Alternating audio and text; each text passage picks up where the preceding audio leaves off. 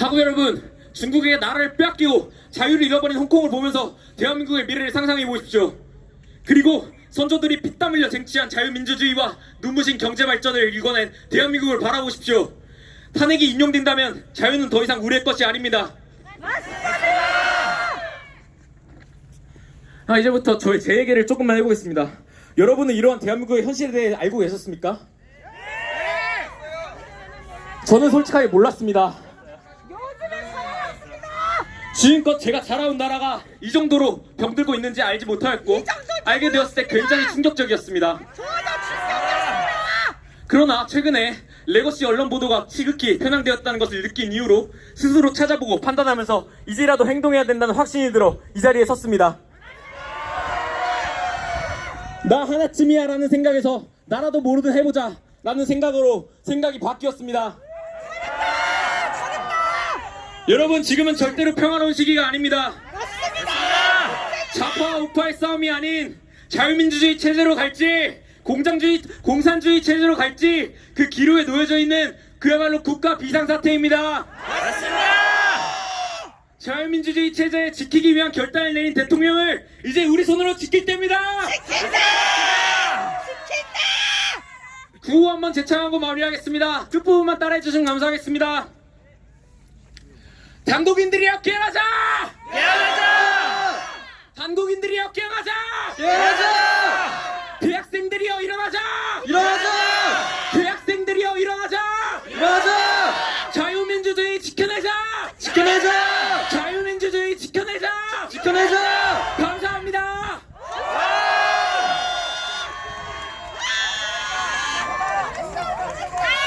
네, 바로 감사합니다. 다음은 국가 비상사태 이후 상관이 그리고 하이브리드 전과 관련해 연설해 주실 김수영 학우분입니다. 큰 박수 부탁드립니다.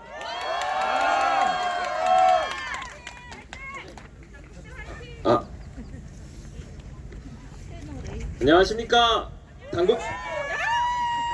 단국대학교 1번학 전공 김세영입니다. 저는 현재 우리나라가 국가 비상사태인 이유 두 가지와 탄핵이 가결되어서는 안 되는 이유를 말씀드리겠습니다. 국가 비상사태의 이유 네 번째, 선관위의 채용 비리와 부정선거 의혹입니다. 헌법 제24조, 모든 국민은 법률이 정하는 바에 의하여 선거권을 가진다. 선거는 국민이 국가의 미래를 결정할 지도자를 직접 선출하고 국가 권력을 위임하는 민주주의의 꽃이자 핵심입니다. 공정한 선거관리가 민주주의의 근간을 이루며 이 중차대한 임무를 담당하는 선관위의 역할은 그 무엇보다 중요합니다. 그러나 선관위는 국민의 절반이 신뢰하지 못할 정도로 부패하였습니다. 채용 규정을 1200여 건이나 위반하며 고위 간부 전야들에게 채용 특혜를 제공한 사실은 공정한 기회를 기대하고 노력했던 청년들을 좌절시켰습니다. 만약 일반 사기업에서 이와 같은 채용 비리가 발생했다면 공중분해되었을 만큼 대기후보 채용 비리 아닙니까? 이뿐만이 아닙니다. 국정원은 선관위에 북한의 해킹 시도가 발생했다는 사실을 통보하고 보안 감사를 요청했지만 선관위는 이를 수차례 거부했습니다.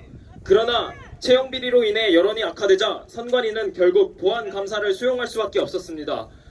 이후 국정원은 2023년 10월 10일 선관위의 보안 감사 결과를 발표했으며 그 결과는 충격적이었습니다. 선관위의 업무망이 인터넷과 완전히 분리되어 있지 않아 외부 침입이 가능했고 업무 시스템의 접속 비밀번호가 1, 2, 3, 4, 5처럼 허술한 수준이었습니다. 이를 통해 통합선거인 명부를 조작할 수 있음이 확인되었으며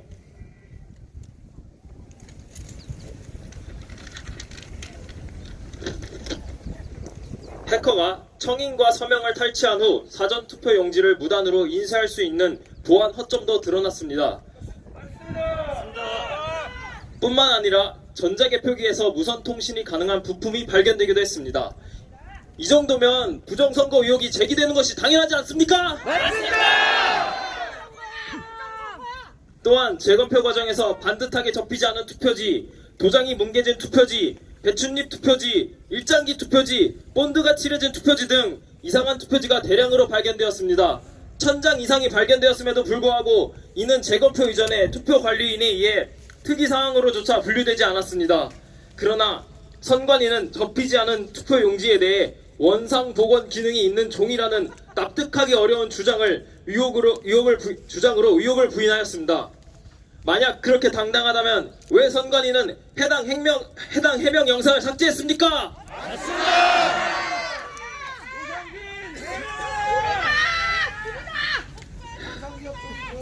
2020년 4월 15일 총선에서 있었던 일입니다. 파주 을 금촌 이동에서는 투표관리관 도장이 누락된 투표용지 20건과 번호표 미절치 1건이 확인되었습니다. 그러나 재검표 과정에서 해당 투표용지는 발견되지 않았고 이에 대한 경찰의 수사는 불기소 처분되었으며 재판부 역시 기소를 각하하였습니다. 그럼에도 불구하고 대법원은 이러한 사건들을 단순한 투표관리관의 실수로 결론지었으며 선관위가 아닌 원고가 직접 증명해야 한다는 입장을 취하고 있습니다.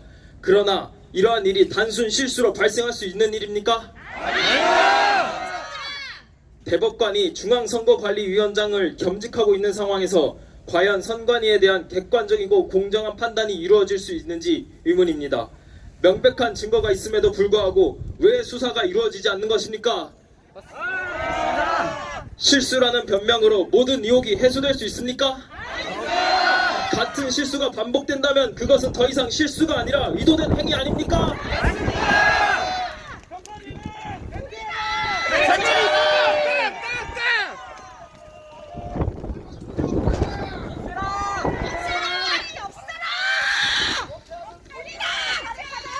부정선거 검증하라! 국가 비상사태의 이유 5번째, 위협받는 국가안보와 하이브리드전입니다. 형법 제98조 1항은 적국을 위하여 간첩하거나 적국의 간첩을 방조한 자는 사형, 무기 또는 7년 이상의 징역에 처한다 라고 규정되어 있습니다. 이 법은 냉전 시대의 유산으로 사실상 북한에 한정된 법안이며 그 한계가 명확합니다. 3년간 대한민국 해군시설과 미국의 국가 전력 자산을 드론으로 불법 촬영한 중국인 유학생 3명, 국정원 청사를 드론으로 촬영한 40대 중국인, 정보사령부 군사기밀을 유출한 국무원 등 이들은 모두 군사기밀 유출 행위를 저질렀지만 그 대상이 북한이 아닌 중국이었기 때문에 간첩법 혐의 적용이 불가능했습니다. 따라서 동맹국이나 기타 국가, 단체에 의한 간첩 행위는 사실상 처벌이 불가능한 상황입니다. 이는 국가 안보에 심각한 위협이 되고 있으며 개정 논의가 여러 차례 이어져 왔습니다. 여야 합의로 법안 심사를 통과했음에도 불구하고 공교롭게도 계엄 당일 민주당은 이를 악용할 여지가 있다는 이유로 법 개정에 제동을 걸었고 동시에 시민단체들의 반대가 빗발쳤습니다. 전쟁은 점점 하이브리드화되고 자국중심주의가 확대되는 정세에 기민하게 대처해야 하는데 국가의 안보 체제를 개선해야 하는 시국에 이를 방해하는 민주당은 대체 어느 나라를 위한 정당입니까?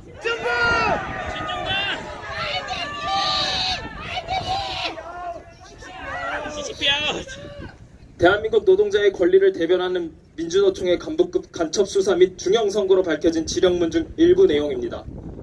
청와대 등 주요 통치기관들에 대한 송전망 체계 자료를 입수하여 이를 마비시키기 위한 준비사업을 추진하라.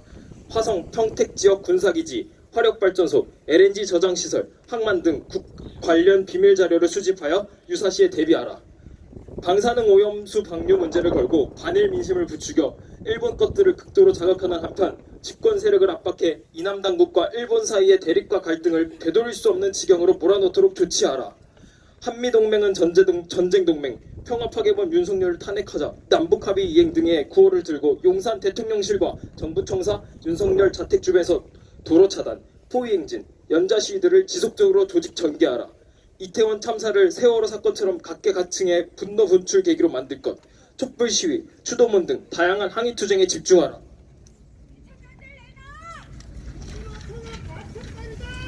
이 모든 것들이 최근 몇 년간 그대로 재현되었습니다. 마치 전복되기 전에 홍콩을 보는 것 같습니다. 여러분, 총칼이 난무하고 유혈 사태가 일어나는 것만이 전시 상황이 아닙니다. 국가 전복을 획책하는 거대 조직이 지령문을 실현하며 그들의 수장이 간첩이 수감된 지금의 현실이 어떻게 전시 상황이 아닙니까? 국가 비상사태가 맞지 않습니까? 위와 같은 이유로 저희는 대한민국을 국가 비상사태라 규정할 수밖에 없으며 국가 비상사태가 되도록 일조한 민주당과 시민단체를 강력 규탄합니다.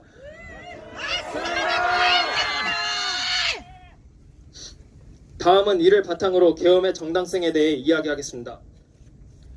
계엄령은 헌법 제77조에 엄연히 명시되어 있는 대통령의 고유 권한이자 고도의 통치 행위입니다.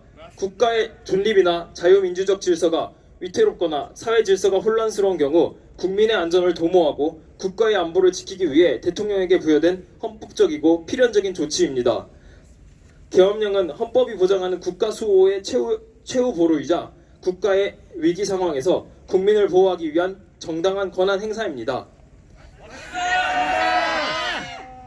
헌법 제77조 제1항에 전시, 사변 또는 이에 준한 국가 비상사태에서 계엄을 선포할 수 있다고 규정하고 있습니다.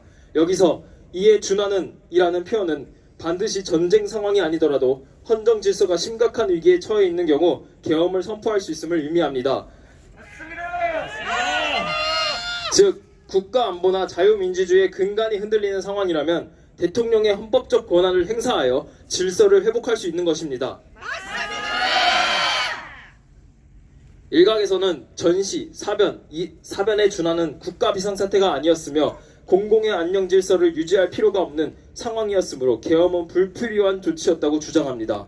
여러분, 대한민국이 현재 국가 비상사태가 아닙니까? 지금의 현실이 과연 평시입니까?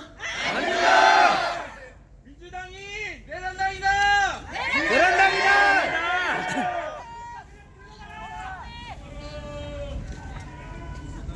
헌법 제98조 제5항 국무회의의 회의록의 유무에 대한 문제, 헌법 제77조 4항 국회의 통고에 대한 문제, 그리고 포고령의 위법 여부를 이 자리에서 논할 수는 없습니다. 그러나 성급하게 탄핵으로 결론짓는 것은 옳지 않습니다.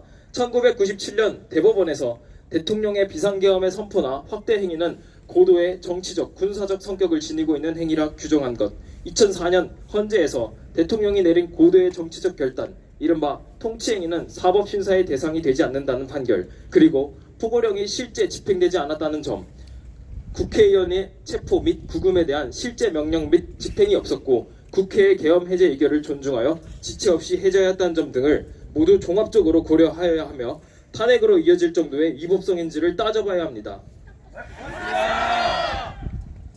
오히려 계엄 이후 민주당은 카카오톡 등 인터넷 메신저를 통해 허위 정보를 퍼나르는 것은 내란 선동죄로 처벌받을 수 있다. 단순히 퍼나르는 일반인이어도 단호하게 내란 선동이나 가짜 뉴스로 고발하겠다며 SNS를 검열하고자 민주파출소를 만들었습니다. 이는 명백히 국민의 표현의 자유와 권리를 침해하는 것이며 민주당이 반국가 세력임을 방증하는 것입니다. 당장 발언자인 저와 159명의 학생들을 내란 동조범으로 잡아가실 겁니까?